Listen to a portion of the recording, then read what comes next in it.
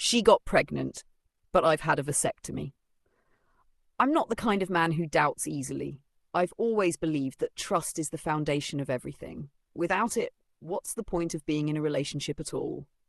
So when I married Chloe, I meant it, with every fibre of my being. Through the years, we weren't just husband and wife. We were partners, best friends, soulmates even, or at least I thought we were, until she sat across from me one morning, held up a positive pregnancy test and whispered, "We're having a baby." The room spun. I blinked. Then I laughed, because for a split second I thought she was joking, but her eyes were wet, serious, excited. And then I remembered. I had a vasectomy. We'd made that decision together 4 years ago.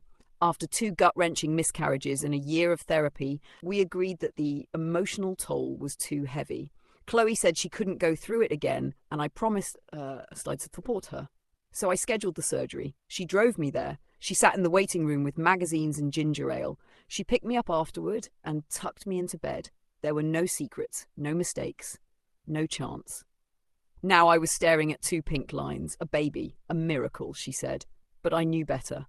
"Are you sure?" I asked, my voice tighter than I meant it to be. She nodded, beaming. "Yes." I tested 3 times. I didn't say anything for a moment. Then I asked the only thing that could ruin everything. "Chloe, how is that possible?" She blinked. "What do you mean?" "I had a vasectomy." Her smile faltered. Silence fell between us like a thunderclap. I tried to believe there had been a medical failure, that somehow, by the rarest margin, the procedure hadn't worked. I scheduled a test to check if I was still sterile. I didn't tell Chloe. 2 days later, the results came in. 0 sperm count. I wasn't the father. I walked around like a ghost for the next 3 days. She was glowing, happy, telling her sister, browsing nursery themes on Pinterest. She had no idea I was dying inside. I stared at her while she slept and asked myself, who was he? Was it someone she met at the cafe she always loved? A co-worker? A stranger? Was it one time? Was she in love? Did she cry after? Did she regret it? Eventually, I couldn't hold it in any longer. I sat her down, and I told her everything, the tests, the results, the truth. She didn't deny it. She didn't even flinch. She just crumpled like paper. "I didn't mean for it to happen," she said, her voice barely a whisper. "It was one time. We were fighting. I felt so alone."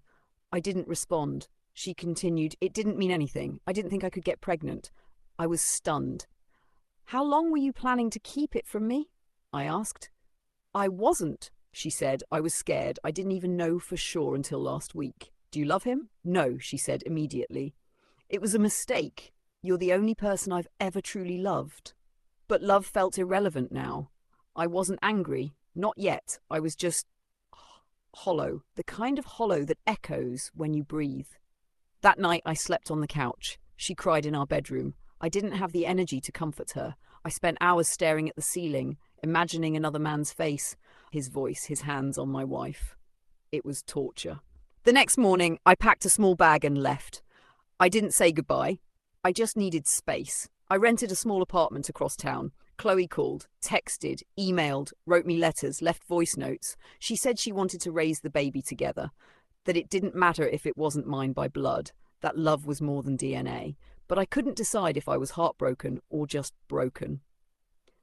I met with a therapist. I told him everything. He said, "You're grieving 2 things, the betrayal and the life you thought you had." That hit hard because I didn't just lose trust. I lost the version of my future that included Chloe, us, growing old on the porch, Sunday pancakes, grandkids. I'd lost that dream in a single heartbeat. A month passed, then 2. She stopped calling for a while. I thought she'd given up, but one day she sent a picture, her ultrasound. "It's a girl. I wanted you to know. I still love you." I stared at that blurry image for hours. She had tiny hands, a tiny heartbeat, and a future that didn't ask to be complicated. I didn't respond right away, but something shifted inside me. I didn't forgive her, but I missed her. I missed us, and I wondered, could we be something new even if we couldn't be what we were? I agreed to meet. We sat at a bench by the lake. Chloe looked different, quieter, softer. She said, "I know I don't deserve you, but I never wanted to lose you." I said, "You didn't lose me. You broke me. That's different." She cried. So did I, and then I asked, "If you could go back, would you do it differently?" Without hesitation, she said, "Yes, 1,000 times." I told her I wasn't ready to raise someone else's child. Not yet. Maybe not ever. But I didn't want her to go through it alone either. I offered to be there as much as I could, as a friend, as someone who once loved her with everything, and maybe still did. It's been 6 months. She's due next week. I've gone to every doctor's appointment, held her hand through the cramps, painted the nursery a pale lavender. We still sleep apart. We still don't say husband and wife. But we laugh sometimes, and I see her try. And sometimes I wonder if love, real love, can survive even this.